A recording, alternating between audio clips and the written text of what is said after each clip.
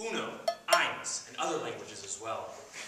One idea, one phrase, one movement to set an ocean into motion.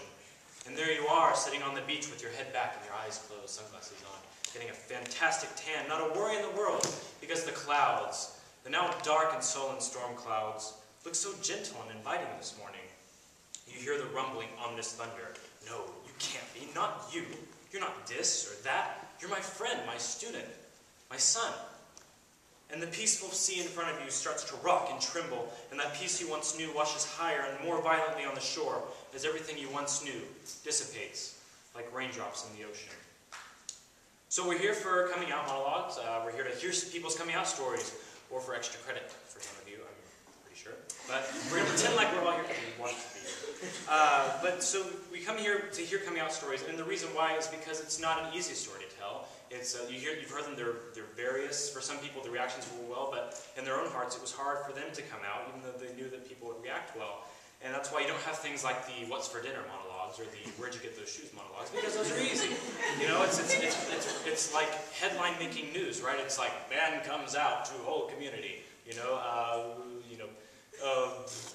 Man comes out to whole community. Community is shocked. Community something else, and the headline's getting really long. Continue on the next page. I'm not going to keep doing that, but it's headline making. And for me, I came out on Facebook, and I came out to my parents, and coming out on Facebook is easy, because if somebody disagrees, just unfriend them. You can just delete them, and well, you can't delete your parents, at least on this side of science fiction. So I had to think of a better way to go about it. So I actually was eating with my family at Fatburger, and I started, tell you something. And so it was a bit more coherent, but I was losing it, and we got in the car, and I told them I'm gay, and if you have a problem with that, it's too bad, and it's just the way it is. And they kind of was silent, dead silent, like it is now. And they looked at each other, and they looked at each other with a look that kind of evoked that whole, do we keep the receipt kind of mentality, and yeah, it's kind of sad. And ever since then, their policy has kind of been, oh, he's not gay, so that's kind of the way it's been going. But anyway, rewind to me, you, or whoever, fighting back the rushing water on this receding shore as we scramble to collect whatever scraps we can to build some semblance of a shelter to house us from the tumultuous tide. The tide of people saying things like, you gay? Ew. How do you sleep at night? Ew. What do you eat for breakfast? Or how about that girlfriend, Aaron? How's that situation coming along? Not well, I'm afraid. It's not so much these other people's presumptions forcing these waters as much as my own. If I'm going to be gay, who am I supposed to be? What am I supposed to do? What does it mean? Can I really not wear these pants with this shirt? Coming out to the masses, i.e. Facebook, was a challenge enough, but being comfortable in my own skin was another thing entirely. So, I whip out my gay checklist, which naturally is glitter-coated, hidden my Born This Way CD case, and matches my ultra-deep V-neck and skinny jeans fabulously. Like anybody with good intentions, but who never actually carries through with their plans, I figured it best first to plan my weekly schedule, make a list. Tentative schedule is as follows. Party, party, dance, party, drink, party, party, study. I am a math major after all. Party, drink, drink, pass judgment, look fabulous, and wear my hair nice. Also party. So, item number 1, party/drink. When I was a kid, a party was considered awesome if people weren't throwing up the next morning, but I guess times change. I guess the party scene has never really been my deal. My ideal Friday night is as follows. Driving in the car with my perfectly marvelous boyfriend, with smiles painting both of our faces, looking at each other in each of the other seats. I just want to take him to a really nice restaurant where I show him just how much he means to me. So, as we pull into Whataburger, I love you, babe. So we didn't actually go to Whataburger, but we walk in, and all of a sudden, all eyes are on us. The hostess gives her a, "Can I stop smiling? I smiled at least 500 people today, look." As she asks, "How many?" There's a pause, and a silence that is finally broken by my words. "Table for 2. Gay." Even if we just have a one-seater open, I'll just sit on his lap and we'll giggle and make eyes at each other the whole time. And if you don't like it, well, everywhere else is full up, so I'll have the chicken, I guess. Item number 2, passing judgment and looking fabulous. Lord knows I've certainly considered being the bitchy type of gay, but I emotionally just can't handle it, or do that little trifecta. I don't know what I was like before I came out, but all I know now is that I'm an emotional wreck with any little problem I run into nowadays. Like the other day when I was sitting in Sabisa eating a chocolate chip cookie, when all of a sudden, oh my God, it's oatmeal raisin.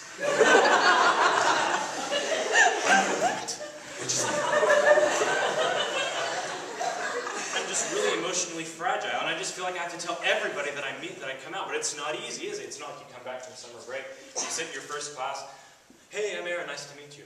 Hi, I'm Bartholomew. Bartholomew, do people still name that nowadays? Yeah, they are. What were your parents thinking? I don't know, but aren't you doing a monologue? So how was your summer? Oh, it was great. I went to Barcelona. I went parasailing and other things Barcelonians do. Was it fun? Oh yeah, it was really fun. Yeah, my summer was really gay. Oh, sorry, I didn't know you didn't like that. Not quite so easy.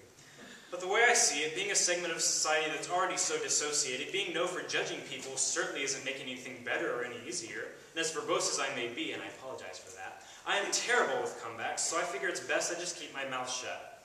Oh yeah, I worked those jeans from last year, Aaron. Yeah, you worked that shirt from... Well, that's from next year. Oh, well, I had no idea. I'm sorry, I had no idea you were such a time-traveling fashionista. And I really did have the hardest time finding out who I was supposed to be and how I was supposed to construct the new gay me. It took stupid experimentation, dumb mistakes to finally see that the me I was looking for was, well, actually me. I think I watched too many of those sexy movies with mystery, sex, and death, in a fun way, with people in silky dresses and robes, and dark lighting and saxophones. Yeah.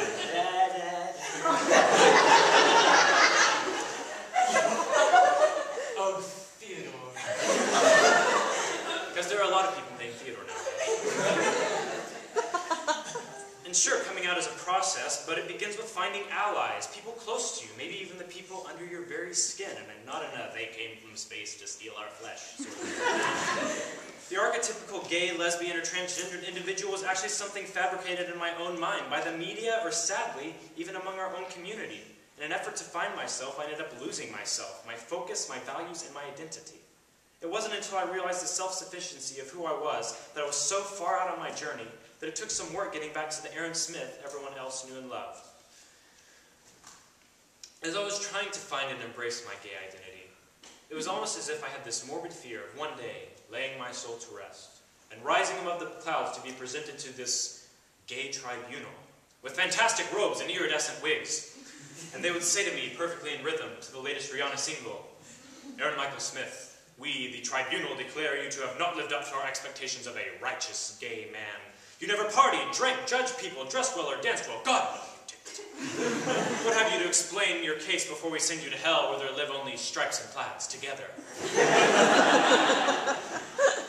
And as much as that may have troubled me in the past, if I were to die tonight, I would look up to the tribunal, and I would say, I'm ashamed for having assumed my life to have to be X, Y, and Z, for it to be a real gay life. Whatever took me so long to realize it, I don't know, but all I know now is that my life is not marked by the constructs of society, but by the vessels I build to navigate such dangerous waters. Vessels like fighting for my right to marriage, like refusing to quit, even when every force tries to push me the other way. And I can say to every member of your tribunal that if we don't unite in this effort to better our community, we will not advance. The life of every one of our members is beautiful, whether they be party animals, bookworms, techies, readers, writers, musicians, engineers, scientists, doctors, or lawyers. And once I can come to be comfortable in my own skin and accept others for the people they are, regardless of these stereotypes, I will be able to truly stand strong and ride out the storm. And then, who knows, maybe then I'll learn to dance. Thank you.